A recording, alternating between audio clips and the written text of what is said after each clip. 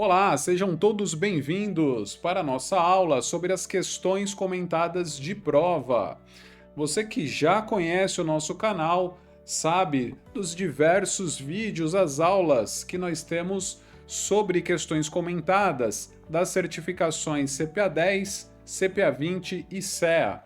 E agora, com a mudança nas certificações, nós vamos focar, claro, nas novas certificações. Então, aqui nessa aula da missão CPA, vamos focar nesta nova certificação. Mas fique atento, porque também teremos aulas para as certificações CPRO-R e CPRO-I. Para quem não me conhece, eu sou o professor Rodrigo Vogliotti, eu tenho mais de 20 anos de atuação em instituições financeiras de grande porte e também sou professor de MBA, pós-graduação e certificações financeiras. E estou com vocês nessa jornada para te preparar para você tirar a sua certificação e ter muito sucesso dentro do banco. Vamos seguir então com a questão número 1, alguns avisos importantes. Esse material é um material disponibilizado pela Ambima de questões de prova, então a gente vai estudar a partir deles. A segunda lembrança que as questões mudaram de formato. Antes nós tínhamos questões muito focadas nos conceitos e agora são questões contextualizadas. Uma parte da prova ainda continua com questões de múltipla escolha, você escolhe a alternativa correta, mas parte de um contexto, de uma situação, e aí sim você vai identificar qual a resposta correta. E é isso que a gente vai praticar nessas nossas aulas. Então vamos começar com a questão número 1. Primeiro, o contexto. Manuela, proprietária de uma empresa de pequeno porte que vende doces e salgados para cantinas escolares, precisa de um veículo novo para realizar as entregas dos seus produtos. Ela busca uma linha de crédito que permita a aquisição do veículo com pagamento parcelado. Então, aqui são as informações: pagamento parcelado e prestações fixas, sem que o crédito esteja vinculado ao seu salário e sem que envolva o arrendamento do bem. Certo, aqui o contexto. Vamos entender então esse contexto. Ela busca o quê? Uma linha de crédito. Para quê? Para comprar um veículo para ela utilizar nas entregas. Agora, ela colocou algumas condições aqui para o gerente. Ela quer pagamento parcelado com prestações fixas, não vinculado ao seu salário. Qual que é o produto de crédito que vincula o pagamento da parcela ao salário? É o consignado. É o crédito consignado. Então ela não quer um crédito consignado. E ela não quer o arrendamento do bem. Qual o produto de crédito que arrenda o bem e só no final, depois de pagar o valor residual, você fica com o bem? Leasing. Leasing é a operação de crédito em que o bem fica arrendado para a empresa de leasing. Ela também não quer. Ok, a gente leu, interpretou. Agora vamos para o enunciado. Considerando a solicitação de Manuela, o produto que melhor atende sua necessidade seria A.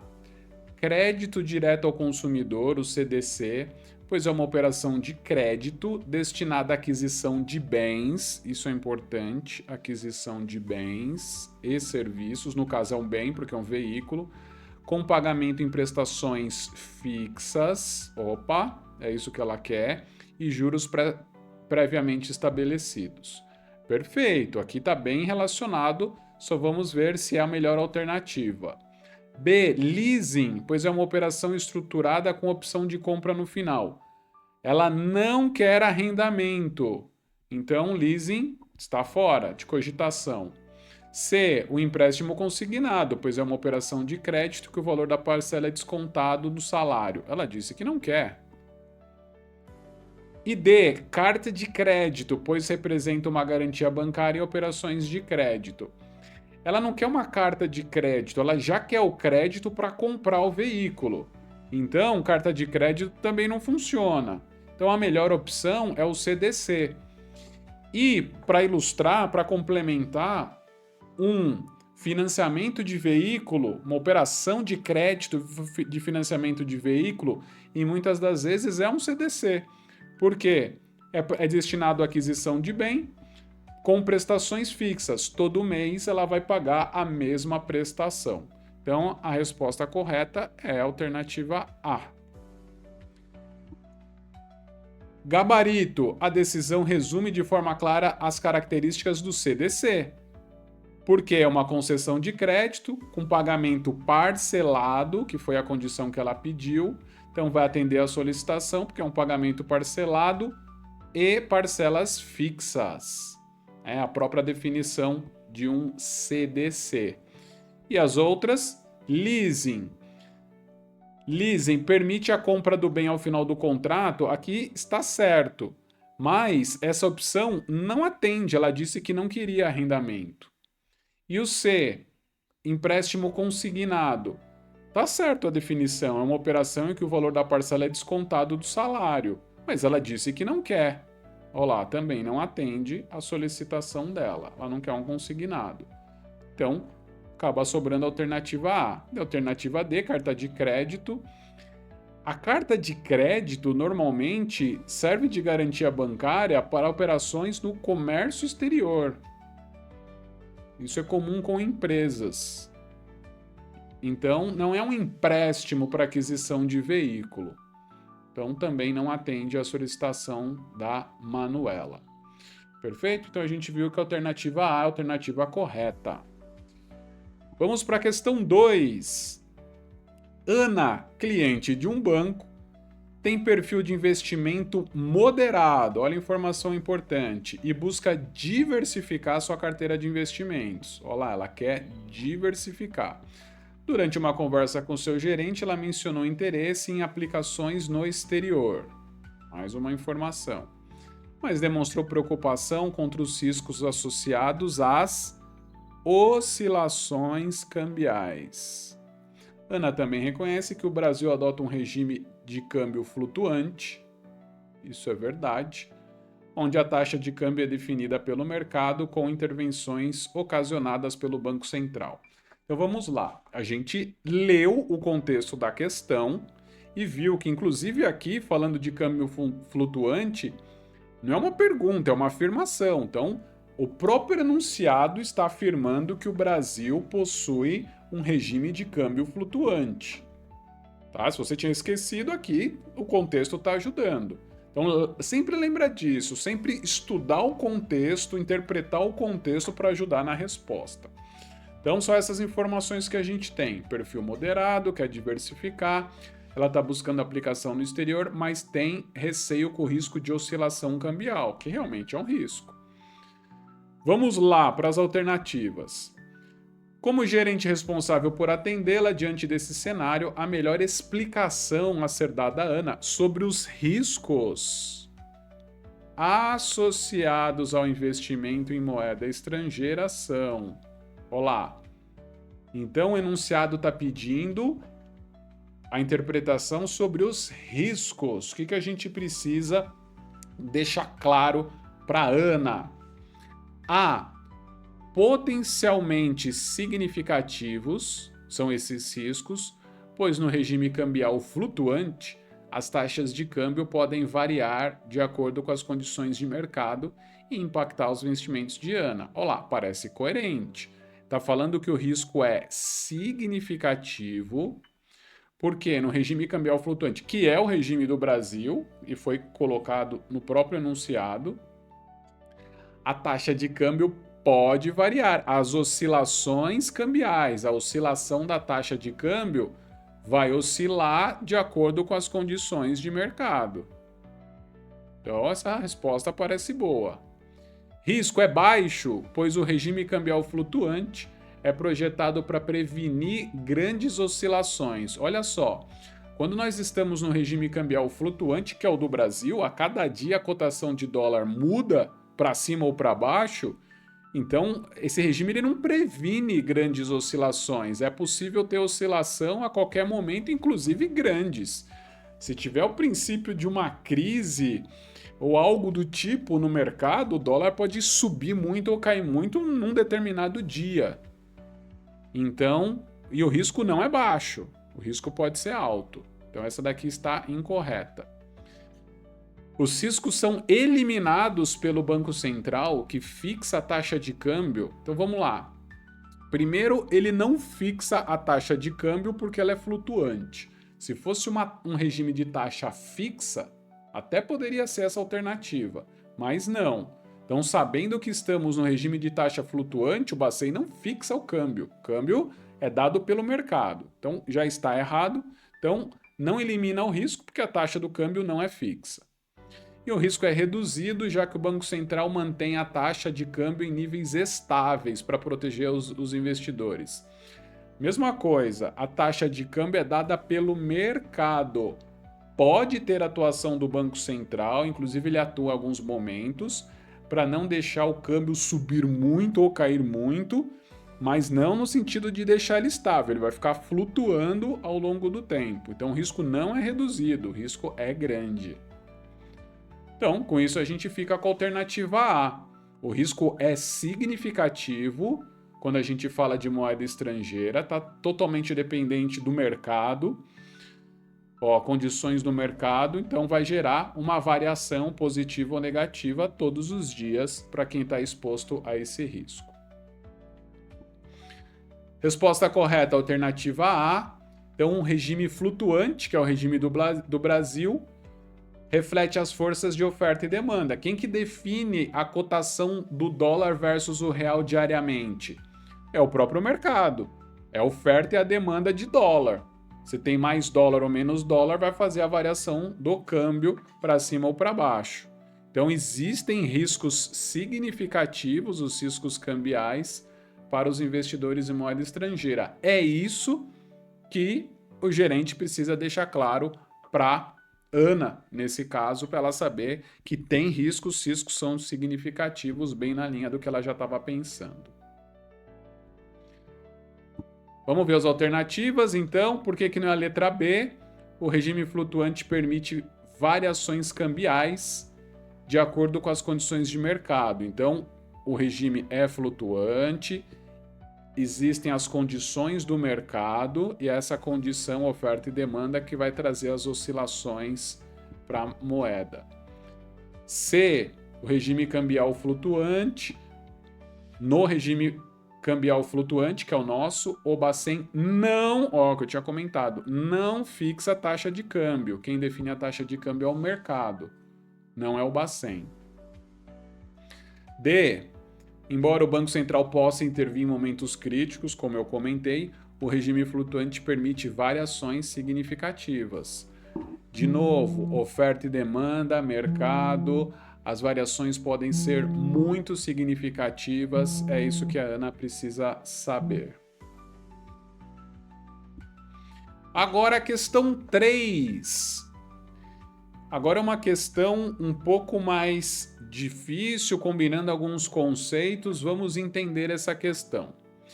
Diante do aumento de demanda institucional e de avanços regulatórios que podem flexibilizar os segmentos de alocação de ativos e de limites máximos, uma entidade fechada de previdência complementar está considerando alocar parte do seu patrimônio, parte do seu portfólio, em ETFs, Exchange Traded Funds, de moedas digitais. Então é um ETF de moedas digitais, como Bitcoin e Ethereum.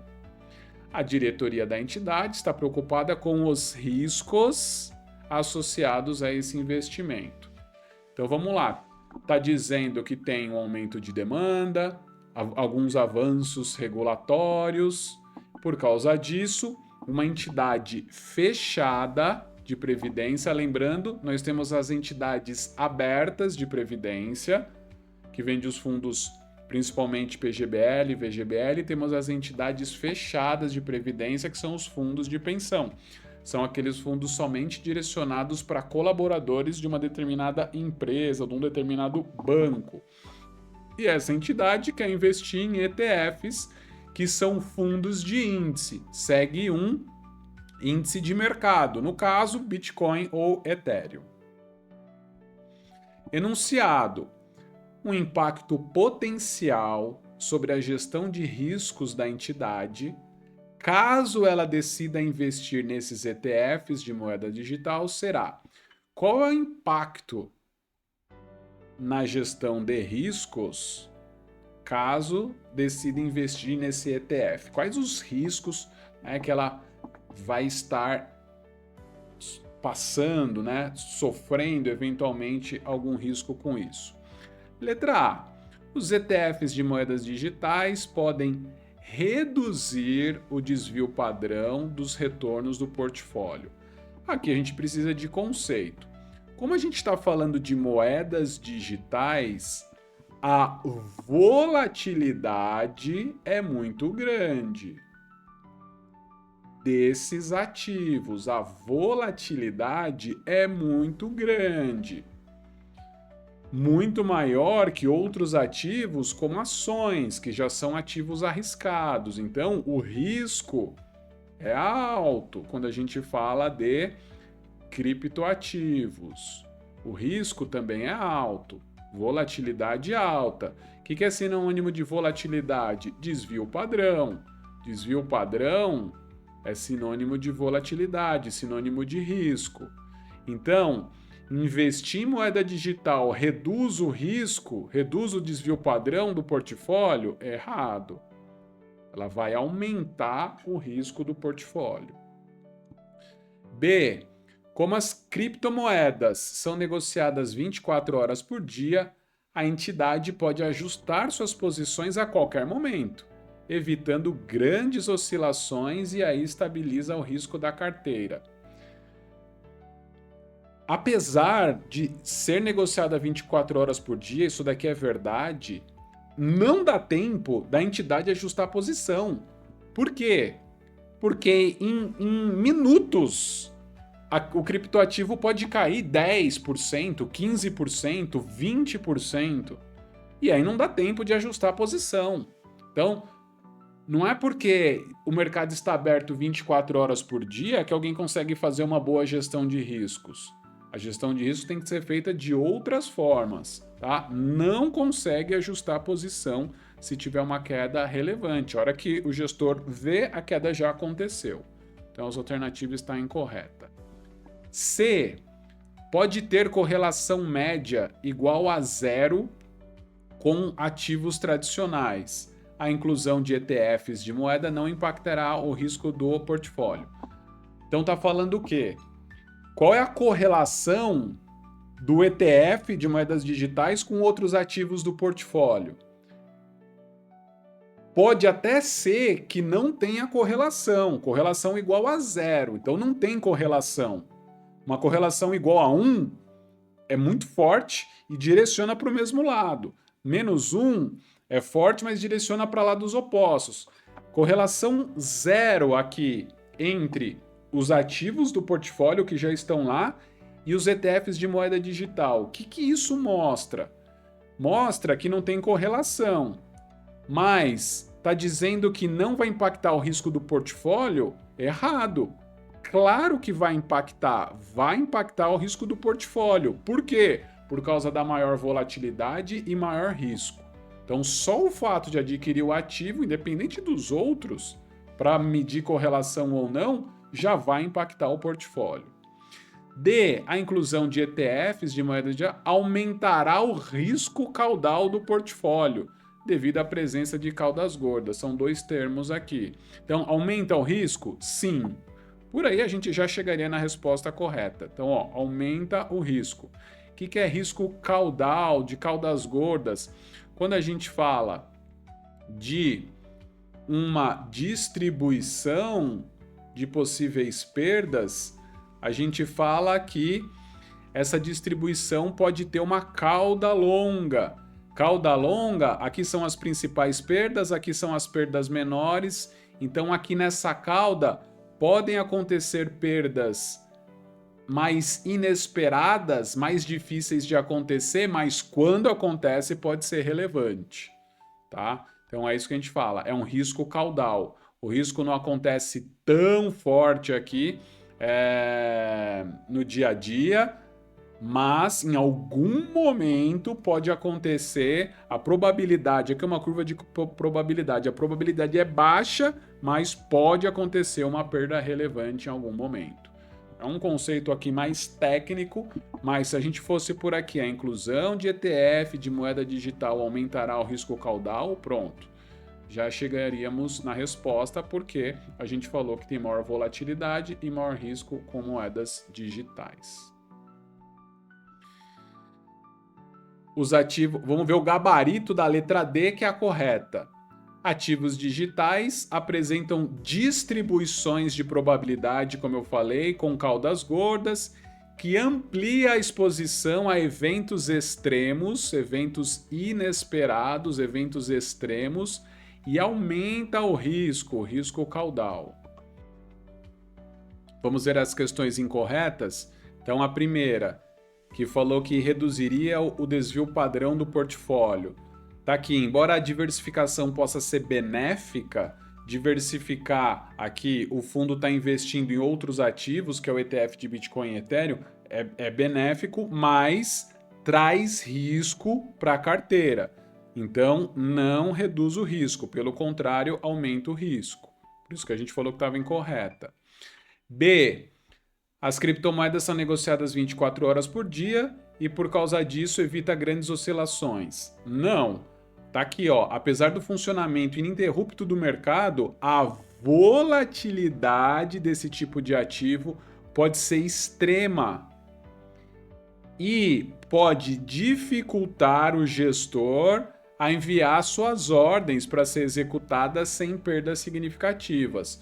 Quando ele vê, já caiu 10%, pronto, já perdeu. Então não é o fato de estar 24 horas por dia o mercado aberto para ordens de compra e de venda que vai evitar perdas. Então essa daqui também está incorreta. C, por ter correlação igual a zero, a inclusão não impactará o risco. Mesmo com correlação zero, o risco do portfólio é afetado. Olha lá, o risco do portfólio é afetado sim. Por quê? Por causa da volatilidade desses ativos. Lembra que eu comentei? A volatilidade é mais alta. O risco com criptoativos é mais alto. Então vai afetar sim. Perfeito. Então a gente viu aqui um exemplo de questão que traz alguns conceitos. Traz o conceito de ETF, que é um fundo de índice, traz de moedas digitais, Bitcoin e Ethereum, e traz também o conceito de uma entidade fechada de previdência complementar. Vejam, são conceitos onde eles estão combinados numa determinada situação, além do conceito de risco, que a gente precisava saber para poder responder bem essa questão. E a questão número 4 é a última questão dessa aula. Antes de iniciar essa questão, gostaria de convidar todos vocês que estão assistindo a se inscrever aqui no canal. Isso é muito importante para que a gente possa continuar a criar esses conteúdos relevantes para quem está estudando para as certificações financeiras. Questão 4. Paulo pediu a seu gerente 2 opções de investimento, com um horizonte de 360 dias para aplicar R$1.000. O gerente apresentou um CDB de uma instituição de grande porte com prazo de 1 ano e remuneração de 12% ao ano. A segunda opção foi um certificado de operações estruturadas, um COI, com exposição ao índice Ibovespa, também com prazo de 1 ano, que foi o que ele solicitou. E o COI tem a seguinte estrutura de retornos. Valor do IBOV, do Ibovespa, em 1 ano, menor ou igual a 125 mil. Então, depois de 1 ano, se ele for menor ou igual a 125 mil, o valor retornado para o investidor vai ser de R$1.000. Então, se ficar abaixo, fica o mesmo valor que ele investiu. Se ficar maior que 125 mil pontos e abaixo ou igual de 145, então entre 125 e 145, é esse cálculo aqui, ó, R$ 1.000 vezes 1 mais o Ibovespa menos 125 dividido por 125. Isso daqui dá uma rentabilidade, e essa é a rentabilidade dele.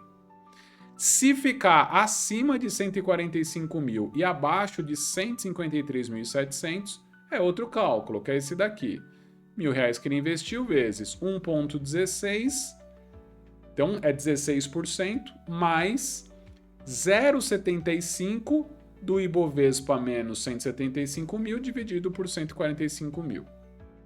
E acima de 153.700 é 1.000 vezes 1,25. O que é isso? Uma rentabilidade de 20,5%. Então depende, então aqui no COI, depende quantos pontos o Ibovespa chega daqui a um ano para ter uma rentabilidade dada aqui conforme a tabela.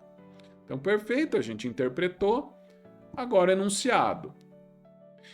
Com base nos aspectos apresentados e nas características dos produtos, a análise correta sobre o investimento do Paulo é... Agora a gente vai buscar a alternativa correta. A. Caso o índice Ibovespa atinja 160 mil em um ano, a rentabilidade líquida de impostos do COI será 17,425%. Eu vou ler todas, depois a gente volta em cada um. B. Para que o COI apresente remuneração bruta superior ao CDB, o índice deve superar 140 mil pontos. C. A tributação do imposto de renda incidente sobre o retorno do COI é inferior àquele incidente sobre o CDB. E D. O COI, assim como o CDB, são produtos cobertos pelo Fundo Garantidor de Crédito, o FGC. Será que a gente já consegue eliminar questões aqui? Por isso que a gente precisa saber o conceito. Então vamos primeiro nessa daqui, ó, uma alternativa mais fácil para a gente interpretar. O CDB, que é o Certificado de Depósito Bancário, emitido por um banco, é coberto pelo FGC? Sim. Agora, o COI, que é uma operação estruturada, é coberto pelo FGC? Não. Então, essa daqui já está incorreta. A gente já eliminou uma das questões. E agora, a gente precisa olhar a tabela que foi dada. Vamos voltar aqui para A. Caso o índice Bovespa atinja 160 mil, a rentabilidade líquida de impostos será 17,4%. Vamos voltar na tabela. Aqui, ó, acima de 153.700. 160 mil, tá aqui, ó, acima. Então a rentabilidade bruta vai ser 1.000 vezes 1,205. Só que essa é a bruta. Se perguntasse da bruta, ia ser 20,5. Tá perguntando a rentabilidade líquida de impostos. Então aqui a gente precisa calcular. Vamos analisar a alternativa A. Caso o Ibovespa atinja 160 mil, quanto que ele vai ter de rentabilidade? 1.000 vezes 1,205, que está lá na tabela, 1.205. Essa é a remuneração bruta. Remuneração líquida, precisa lembrar da tabela do IR e lembrar que para um ano, 360 dias, a alíquota do IR é 20%. Aí a gente pega 20,5%, que foi a rentabilidade prometida bruta, desconta 20%.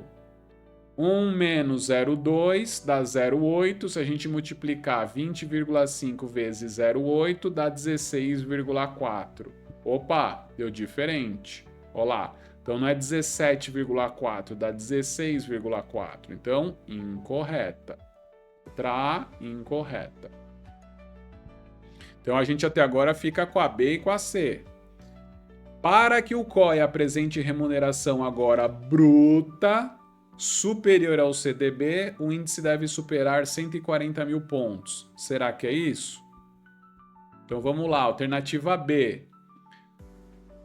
Com base no cálculo do retorno do COI, o índice precisaria superar 140 mil pontos para a remuneração ser acima de 12%. Olá, acima de 140 mil. Vamos voltar na tabela. Acima de 140 mil tá aqui, ó. Tá nessa segunda linha, entre 25 e 145. Ibovespa menos 125 mil dividido por 125 mil. Então, se a gente pegar o Ibovespa, colocar 140 mil, que é o que foi dado aqui, ó, 140 mil, menos 125 mil, dividir por 125 mil, dá 15, ó, 140 mil menos 125 mil, dá 15. Dividido por 125 mil, dá 12. 0,12 decimal ou 12%. Lembrando aqui decimal, duas casas aqui para a direita, fica 12, 12%. Então, opa, chegamos na resposta. Olha lá, para que o COI apresente remuneração bruta superior ao CDB, do CDB era 12%, o índice deve superar 140 mil? Sim. Se ele for 140 mil, a rentabilidade vai ser igual do CDB, 12%. Então tem que ser superior a 140 mil. Resposta correta. Agora vamos entender as outras. A gente já viu. C. A tributação do imposto de renda incidente sobre o retorno do COI é inferior ao incidente sobre o CDB. Opa, precisa lembrar disso daqui, ó. COI e CDB são tributados de forma semelhante, com a mesma tabela regressiva do imposto de renda. Então, não vai ser inferior do CDB. A tributação do COI não vai ser inferior do CDB, vai ser igual ao CDB. Então, essa daqui está incorreta. E a D a gente já tinha visto, porque a alternativa fala que os dois são cobertos pelo FGC e a gente sabe que o COI não tem proteção do FGC, o CDB tem. Então, alternativa incorreta. Então, o que a gente viu aqui? Aqui sim, uma questão mais difícil que vai ser requerida na prova. As melhores formas aqui para resolver, buscar eliminar algumas questões, como a gente fez, dado que a gente já conhece, para resolver aquelas que sobraram de uma forma mais tranquila. Mas realmente essa é uma das questões mais difíceis desse bloco, onde nós resolvemos 4 questões. Espero ter contribuído com vocês e acompanhe as próximas aulas das resoluções, das certificações CPA, CPRO-R e CPRO-I.